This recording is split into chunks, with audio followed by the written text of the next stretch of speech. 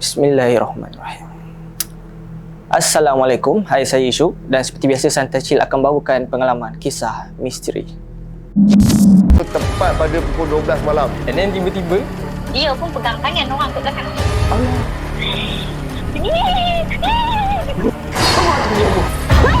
Kau tahu tak, aku nampak apa? Kau nak mati ke? Dia menari tu, dia terpanjang-panjang ketiga kan.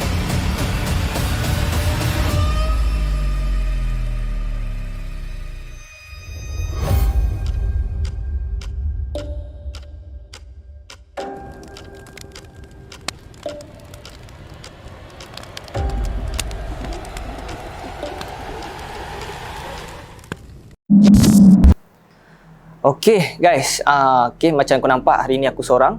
So jangan tanya Hafiz mana. Okay, dia ada kerja lain. Jadi kat sini aku akan bawakan caller baru yang akan menceritakan pengalaman beliau lah. So seperti yang kita tahu, kita dah ada banyak caller sebelum ni. And kali ni kita bawa caller yang dah sedia ada sebelum ni. Dia dah ada part 1, part 2. Okay, kalau kau nak tahu cerita dia, aku akan letak link nanti kat bahagian atas.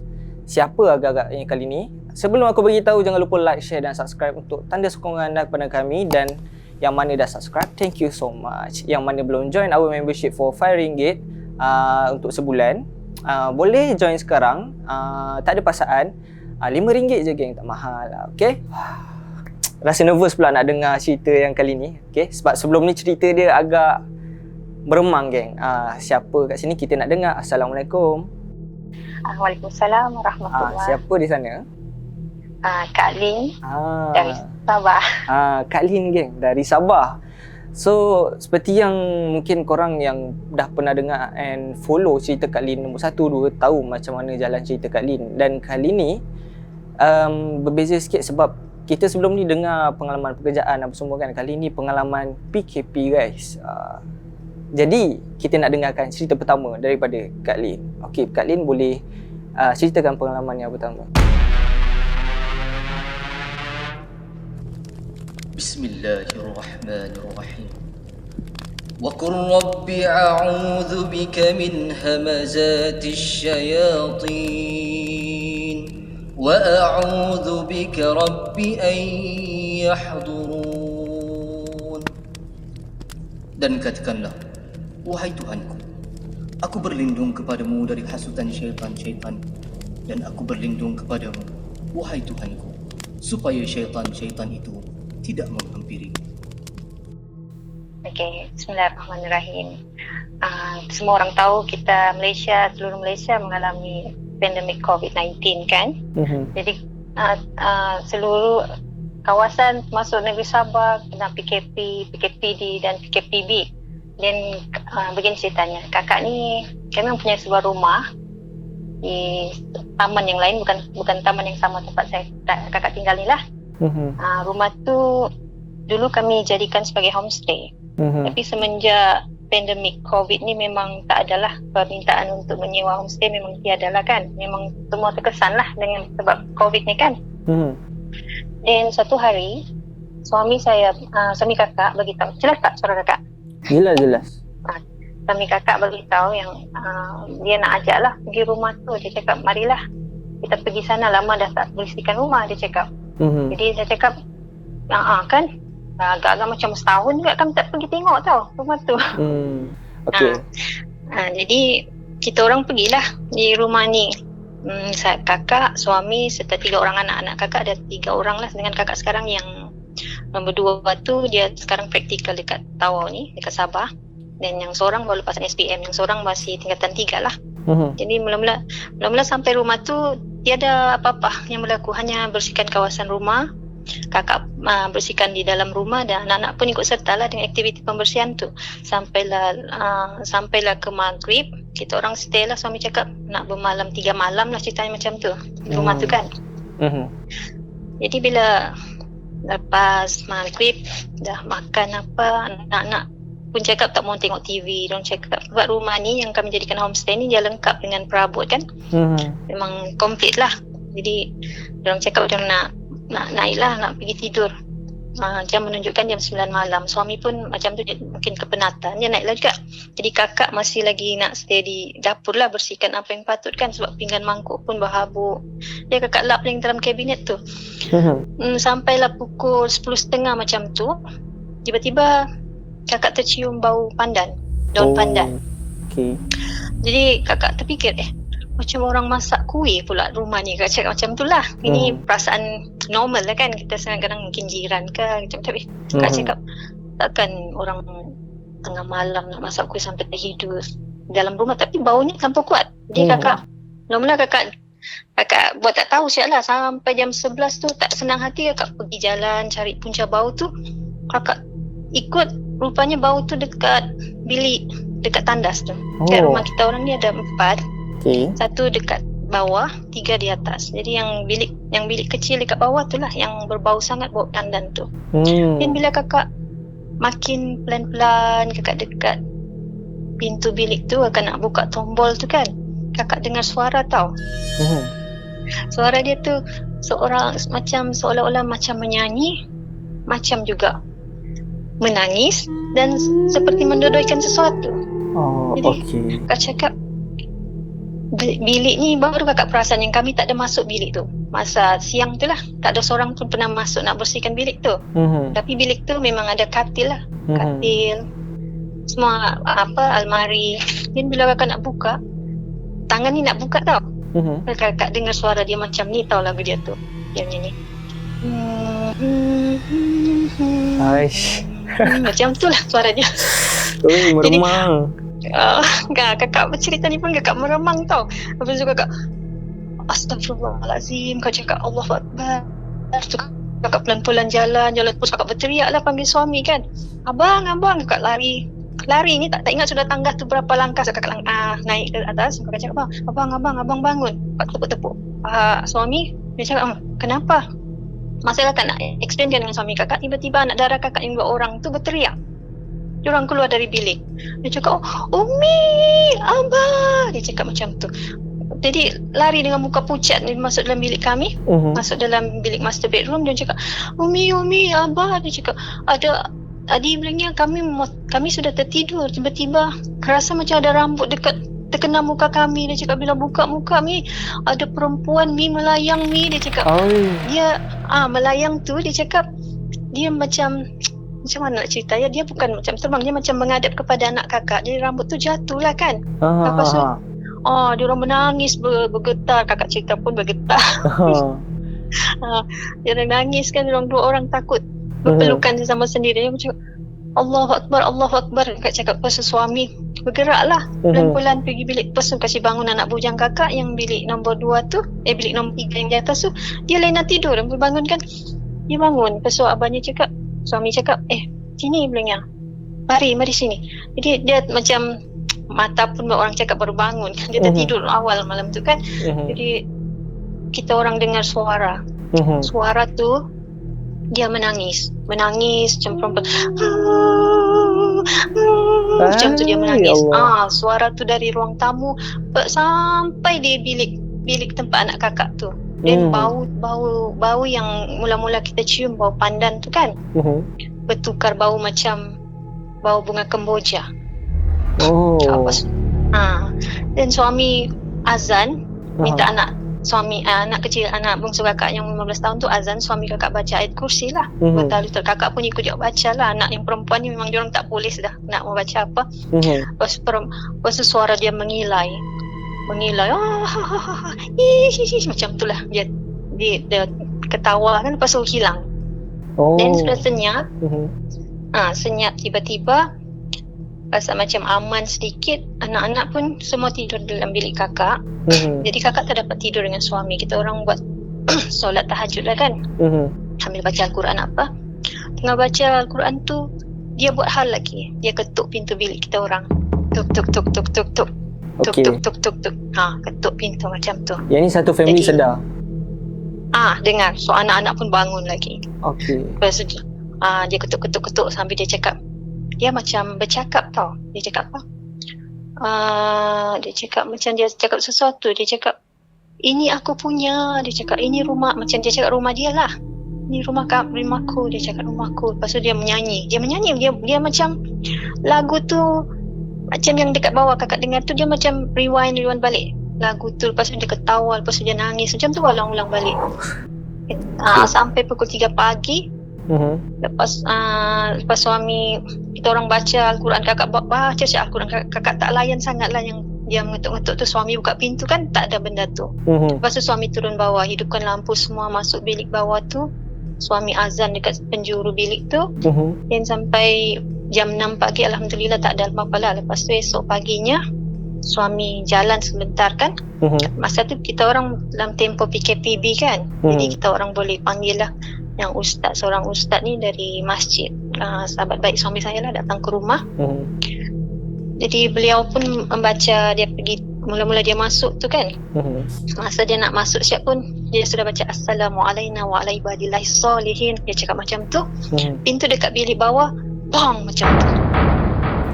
Pintu bilik dekat dapur tu, dia macam tu, macam bunyi ada orang, maksudnya macam tendang lah. Lepas tu pintu tu memang pintu bilik tu kita orang buka, tapi macam tertutup, terkunci dari dalam. Jadi suami cakap, mana kunci spare part, spare kunci tu kah? Jadi buka, ustaz tu masuk dalam tu. Dia sudah baca macam apa dia baca. Lepas dia keluar, dia cakap, oh benda ni sebenarnya dia cakap dia datang sini, dia menumpang. Biasalah rumah kalau lama tak diduduki, kita tak lama tak ada orang kan, memang benda ni akan ada, dia cakap. Jadi rajin-rajinlah datang ke rumah ni, dia cakap. Baca Al-Quran ke apa, dia cakap jangan tinggalkan berlama-lama lah, dia cakap maksud begitu. Kita orang pun bersihkan rumah tu sebab ada kawan seorang guru nak transfer kan, tapi tak sure lagi lah bila dia nak masuk, menyewa untuk setahun begitu. Itulah pengalaman yang kalau kakak cerita pun kakak masih rasa ketakutan tu, rasa sangatlah. Sebab baru lagi kan. Itulah. Lepas ustaz tu dia baca-bacakan doa sikit, dia azan semua. Lepas tu tak ada apa-apa lagi kejadian pelik yang berlaku. Minggu lalu kita orang bermalam sana. Alhamdulillah tak ada apa-apa. Cuma sesekali tu adalah bau-bau daun pandan tu kan. Jadi ustaz cakap tak payah indahkan, dia cakap baca saja. Dia cakap bilik tu kalau boleh, dia cakap sesekali masuklah solat di situ. Dia cakap jangan biar tak ada orang masuklah, dia cakap. Dia suka bilik bawah tu dekat tandas lagi. Akak punya cerita ni, tiap kali akak cerita saya 2-3 kali meremang tadi kak. Aduh. Itulah kakak tak nak cerita betul. Okey, faham. Masa yang anak akak tu dia kata dia jerit, dia nampak ada perempuan yang terapung, maksudnya masa tu anak akak dia masih dalam keadaan baring lah dia orang baring. And benda tu dia macam dekat atas, tapi dia macam terapung mukanya kat bawah, macam muka ke muka macam tu. Ya. Lepas tu anak yang seorang tu dia cakap, kakak tanyalah bila sudah cool semua, kakak tanyalah kan macam mana muka dia, kakak cakap, dia cakap mata dia lopong. Tak ada biji mata. Okey. Anak akak masing-masing tu umur berapa? Yang perempuan 23 tahun. 22 tahun. Yang seorang 17 tahun. Ui. Saya ingatkan anak tu masih kecil lagi lah kan. Tapi dah besar dah. Kalau umur 23, 17 nampak agak sesuatu lah. Dia cakap tengah hayal-hayal nak tidur yang seorang dah tidur, tapi dia rasa pipi dia macam ada rambut. Mula-mula dia marah kakak dia ingat kakaknya main-main rambut dia. Lepas tu dia bila tengok dekat atas, benda tu lah yang nampak tu, sama-sama serentak berteriak, berlari keluar. Tadi sebenarnya saya terkejut tau kak, masa akak cerita tu pintu studio saya tiba-tiba terbuka. Allahu Akbar. Tu saya terkejut sikit sebenarnya tadi. Okey, satu pengalaman yang agak orang kata, bagi saya gangguan akak tu boleh saya kategorikan ekstrim jugalah. Sebab dia bukan nampak oleh seorang dua, tapi satu keluarga. And ketukan and bau humming tu semua satu family dengar. Ya. Okey lah. Tapi saya respect juga pada suami akak ni sebab dia berani. Dia tenang je. Saya nampak akak punya cerita dia dalam keadaan tenang. Dia kalau tak mesti terus okey lah. Kita keluar cari ustaz je lah kan. Okey, ni guys satu sikap yang kita kena contohi. Kita kena berani. Kalau kita takut, benda tu dia akan lagi suka ganggu kita. Okey. Betul. Okey Kak, cerita pertama ni agak menarik dan tak sabar untuk saya kongsikan. Boleh saya nak dengarkan cerita yang kedua?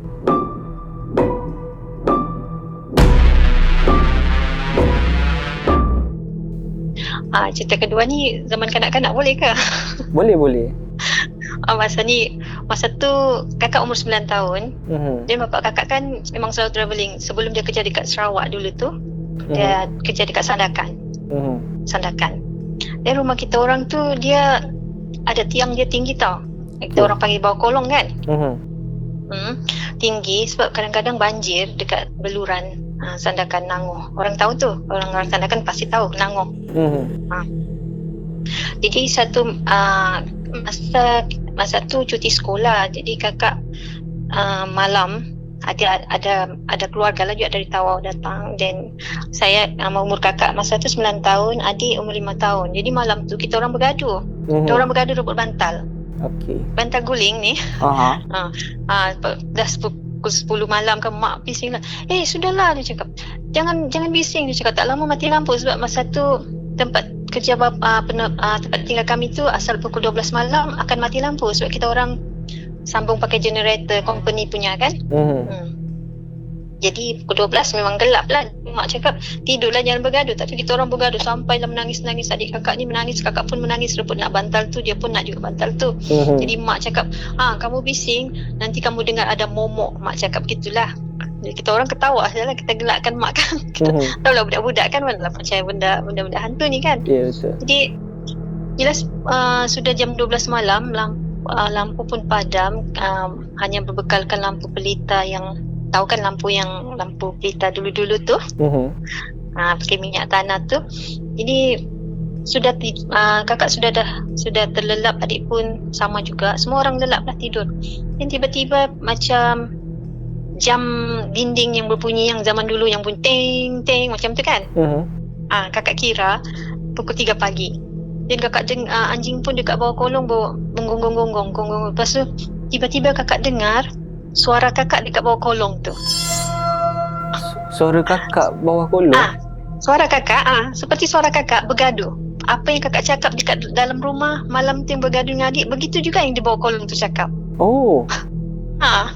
Macam tu lah. Jadi macam tu kakak cakap dengan adik kakak kan, Jumas, nama adik kakak tu Jumas kan. Jumas, itu bantal kakak. Macam tu lah dia bercakap dekat bawah kolong. Lepas tu yang adik pun cakap, di bantalku. Dia cakap, di bawah kolong tu pun cakap sebiji sama. Lepas tu suara anjing pun bersaut-sautan di situ kan. Lepas tu kakak ketakutan lah kan. Kakak pergi bangunkan mak. Tapi rupa-rupanya mak sama abah dah bangun. Diorang jaga. Lepas tu abah masa tu duduk dekat dapur kan. Abah cakap, itulah dia cakap, kan mak sudah pesan jangan bergaduh, jangan menangis. Kita ni tinggal kawasan hutan memang. Masa tu abah kan kerja syarikat pembalakan, memang hutan lah. Kawasan rumah-rumah pekerja dikelilingi hutan besar. Masa tu tahun 87, 86 macam tu lah. Jadi yang kakak pelik, suara kakak sama betul dekat bawah kolong tu. Jadi dia suara tangisan sama, apa yang kakak sebut sama, dia sebut bantal pun sama, sebiji 100% sama. Jadi kakak bisik lah mak kan cakap, mak apa tu mak? Itulah mak cakapkan, mak cakap jangan nangis malam sebab benda ni dia cakap minggu lalu anak jirannya pun kena juga macam tu. Okey.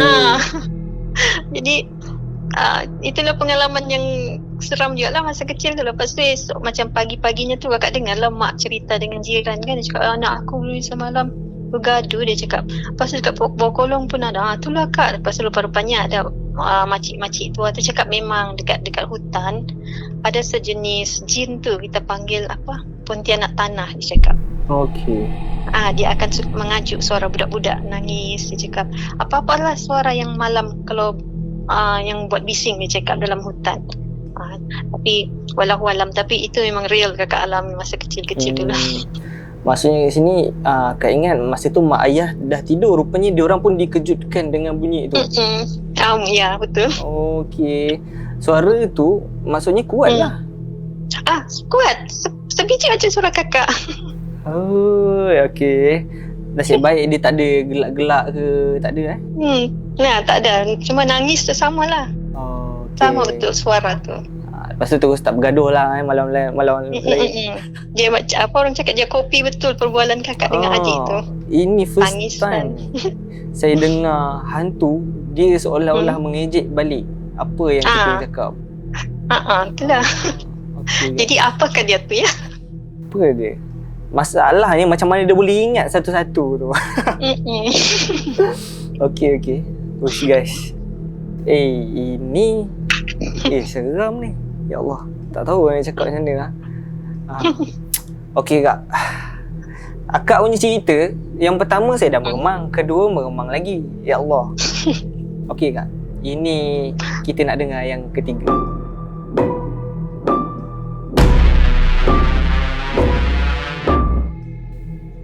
Okey, cerita ketiga ni kakak rasa dia bukan more kepada hantu lah, tapi misteri. Okey. Dia seram tapi misteri lah.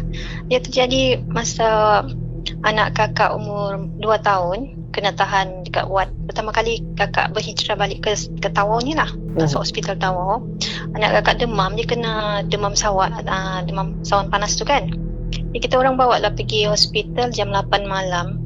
Bila cek semua sampailah ke jam 10 malam, anak kakak ditahan, dipindahkan ke ward ICU sebab anak kakak kena fit ni dia lebih daripada 15 minit. Doktor takut saraf dekat otak dia akan rosak kan. Jadi kena masuk ward lah anak kakak. Masa dekat ward ICU tu, baru kakak teringat yang kakak ni belum solat maghrib dan belum lagi solat isyak. Jadi anak kakak saya masa tu tidur depan katil anak kakak tu ada satu katil yang diduduki oleh pesakit thalassemia. Kakak tahu dia sakit thalassemia, kakak terbaca dia punya laporan yang dekat bawah kaki dia tu kan. Umur dia sebenarnya 18 tahun tapi bila tengok macam umur 11-10 tahun macam tu lah. Jadi sepanjang di waktu anak kakak dah tidur, jadi kakak fikir nak pergi solat. Jadi nak tinggalkan anak, kakak takut dia menangis pula cari kakak kan. Jadi kakak minta izin lah dengan nurse ni. Kakak cakap, bolehkah saya tumpang solat dekat tepi ni ya? Boleh kak, silakan dia cakap. Jadi kakak pergi tandas, bersihkan diri. Lepas kakak bukalah sejadahnya. Lepas tu budak yang thalassemia ni tiba-tiba dia bercakap tau. Dia bercakap macam ni. Mak, dia cakap. Mak, ada sudah datang ni mak. Apa yang datang? Mak dia cakap macam tu. Ada sudah datang mak, dia cakap di tepi kakak yang sembayang tu mak. Dia cakap macam tu lah. Tapi masa tu kakak tengah masuk rakaat ketiga tapi kakak dengar segala dia punya butir-butir bercakap tu memang kakak masih ingat sampai sekarang. Dia cakap macam tu lah. Dia cakap sebelah kakak tu mak yang tengah sembayang tu mak. Mak dia cakap apalah kau ni, tidurlah, bawa tidur. Lepas dia cakap, lepas tu bila kakak sudah tahiyat akhir, kakak bagi salam kiri kanan, baca doa. Lepas tu diam, budak pesakit yang thalassemia ni dia bercakap lagi. Mak, dia cakap mak, bilangnya aku lapar. Tak lama lagi datang mak, bilangnya lelaki tu mak tu mak di sebelah kakak tu mak. Dia cakap ada 3 orang lah mak. Jadi kakak dengar macam tu kakak meremang tau. Kakak cakap, kakak yang mana? Sebab kakak sejak yang ada situ depan katil tu, anak kakak kan. Depan katil dia, kakak sama anak kakak. Dan yang di ujung sana baby dalam incubator. Jadi dia tunjuk ke arah kakak. Tuhan saja yang tahu macam mana perasaan kakak masa tu. Kakak tengok kiri kanan, siapa yang ada di tepi aku ni, cakap. Dia cakap, mak, dia cakap, kejap lagi mak dia mau bawa aku ni mak. Dia cakap macam tu lah. Budak ni, yang budak sakit thalassemia ni. Jadi tak lama tu mak dia panggil nurse lah. Dia cakap, kenapa dia meracau-racau ni? Dia cakap, lepas tu dia cakap sakit badan. Lepas tu tidak lama kemudian, sorry dia cakap terkeluar lah bahasa Saban. Tak lama faham. tak lama kemudian tu dia bercakap lagi. Bila ingat kakak dia cakap, tolong bagi tahu lelaki sebelah kakak tu. Yang dua tu dia cakap, aku takut, dia cakap. Yang satu tu aku mau ikut, yang satu aku tak mau, dia cakap. Jadi kakak pun rasa meremang, loromal. Lepas tu nurse tu cakap lah dengan kakak layan cakap, dia cakap bawa, iya insyaAllah, itu kakak cakap, kakak layan lah, dia berbual, iya insyaAllah. Tak lama berapa minit kemudian dia punya oksigen drop. Lepas tu ditutup lah sidai katil dia tu kan. 15 minit kemudian dia pass away. Innalillahi wa inna ilaihi raji'un. Itulah. Wah. Dia selalunya orang kalau yang nak meninggal ni, enggak, kita macam kita tahulah, dia akan nampak, dia akan terbuka dia punya hijab-hijab, dia akan nampak apa yang manusia biasa ni tak nampak. Jadi mungkinlah betul apa yang dicakapkan, tapi boleh jadi juga itu disebabkan penyakit. Saya pun tak boleh nak cakap banyak, takut jadi tak betul kan. Tapi selalunya nak cakap malaikat, tapi dia kata ada 3 orang Kak? Tiga orang dia cakap. 3 orang lelaki, wallahu alam. Tapi bila jadi macam ni, kalau saya kat tempat akak pun seram lah juga kan. Itulah. Okey. Tapi lepas kejadian pada tu tak ada apa-apa yang mengganggu kakak? Selepas dia pergi tu, anak kakak masih stay dekat ICU tu. Tapi masih dipantau antibiotik dia lah kan. Lepas ni yang arwah tu dah keluar, kosong lah katil dia tu. Lepas tu hari yang pertama dia sudah keluar dari ward tu, memang ada something lah berlaku dekat atas katil dia tu kan. Asal malam kan kakak tidur di kakak tak tidur, hanya duduk di bangku lah kan, terlelap kan. Kakak selalu terdengar macam seolah-olah katil tu ada orang macam berbunyi. Berbunyi macam tu. Lepas tu dengar macam suara dia bercakap, dia nak makan, dia cakap. Bila kakak tengok tak ada, kosong. Itulah mungkin perasaan kakak kan. Tapi rasanya nurse pun ada juga dengar tau, sebab dia masa dia cek anak kakak, dia suntik ubat dengan anak kakak, dia cakap, kakak ada dengar ke sesuatu? Ada. Seram kan kak, dia cakap. Buat dah tahulah siap lah kak, dia cakap macam Okey. Yang selalu macam akak dengar bunyi dia bercakap tu, akak ada dengar dia cakap apa? Dia nak minum, dia cakap. Lepas tu dia cakap sakit tangannya. Macam tu lah. Macam suara dia yang kakak dengar lah masa dalam ICU tu. Seram. Mungkin korin dia kan. Biasa gitu kan, kalau kita dah tak ada, sebenarnya roh kita tak ada. Roh kita tak tinggal di dunia lagi kan. Cuma yang ada hanyalah korin kan.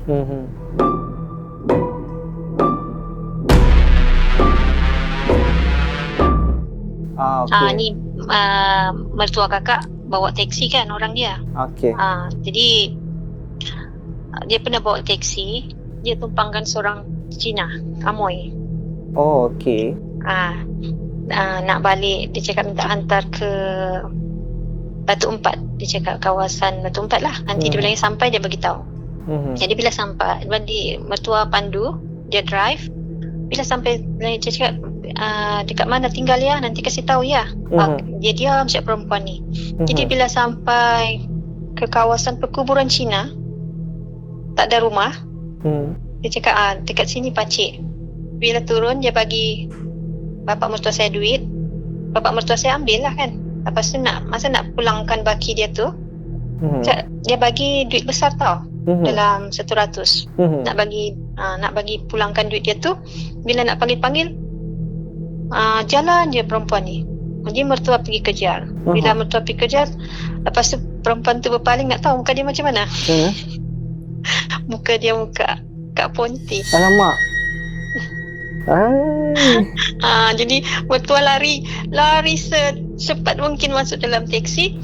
Bila dalam teksi dia drive sepanjang jalan tu, dia baca lah astagfirullahalazim, Allahu akbar, astagfirullahalazim, macam tu.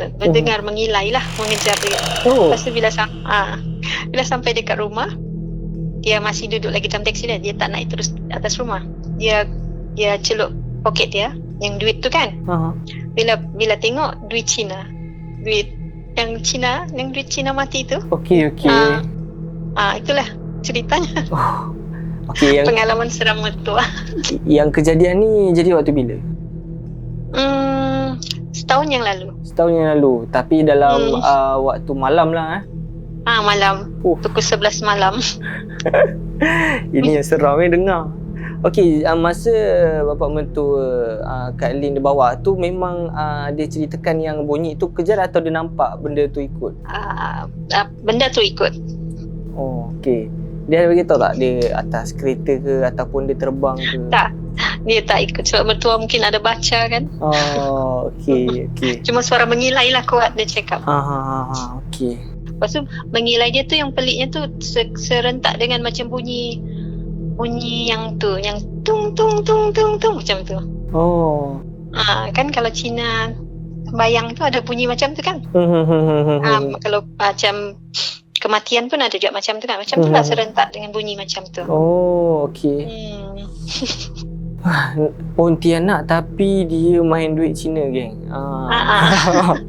Kita pun tak tahu sebenarnya macam mana Sasilah. Tapi yelah, jin ni yang kita tahu tujuan dia satu lah. Dia nak takutkan kita, nak sesatkan main kita. And benda ni sebenarnya tak ada apa-apa sentimen kaum ke atau agama. Kita seperti sedia maklum, jin ni dia boleh menyerupai kan. And benda yang dia buat ni seperti bagi duit Cina, bagi dengarkan bunyi gendang Cina tu, bagi saya lah dia untuk nak buat satu pecah belah. And dia sendiri tahu benda ni nak cakap macam orang ni macam ni saya nak cakap pun takut nanti ada yang terkecil hati, tapi macam tu lah hakikatnya. Lagipun cara pakaian dia pun pakai cheongsam warna merah masa tu. Mertua cakap dia pakai cheongsam merah. Tapi bila dia dah bertukar jadi Kak Ponti tu, dia cakap baju dia macam putih juga, baju warna putih. Okey. Satu benda saya tanya, masa bapa mentua turunkan benda tu, dekat mana diturunkan? Maksudnya kawasan perumahan ke? Kawasan perkuburan Cina, tak ada rumah pun dekat tu. Kalau jadi benda macam ni mesti dekat kubur. Pelik betul kan? Itulah bapa mentua pun dah dibagi duit besar macam tu, dia nak lagi pulangkan. Memang nak kan. Okey. Benda ni misteri. Jadi kadang-kadang kalau kita nak ulas banyak pun tak boleh, sebabnya ada kejadian yang kita sendiri tak boleh nak ungkap sebab ilmu Tuhan ni luas. Kita sebagai manusia biasa tak dapat nak teroka semuanya. And mungkin benda tu kadang-kadang diteroka dengan orang buat ulasan yang tersendiri, dan bila orang buat ulasan kita pun dengar dan kita pun sebarkanlah sebar-sebar. Tapi apa yang jadi atas muka bumi ni tak semua kita dapat ungkap, wallahu alam.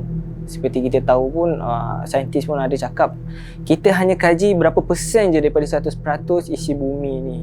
Jadi kita kat situ nak beritahu lah betapa besarnya kuasa Tuhan kan. Apa yang kita boleh buat, kita cubalah, orang kata belajar pada Al-Quran tu adalah panduan. Jadi apa yang nak diceritakan atas isi bumi ni, kita kena berpandukan pada kita punya Al-Quran lah. Okey Kak Lin, terima kasih sebab sudi bercerita sekali lagi dengan Santai Chill lah. Okey, sebelum tu Kak Lin ada apa-apa pesan pada viewer-viewer Santai Chill?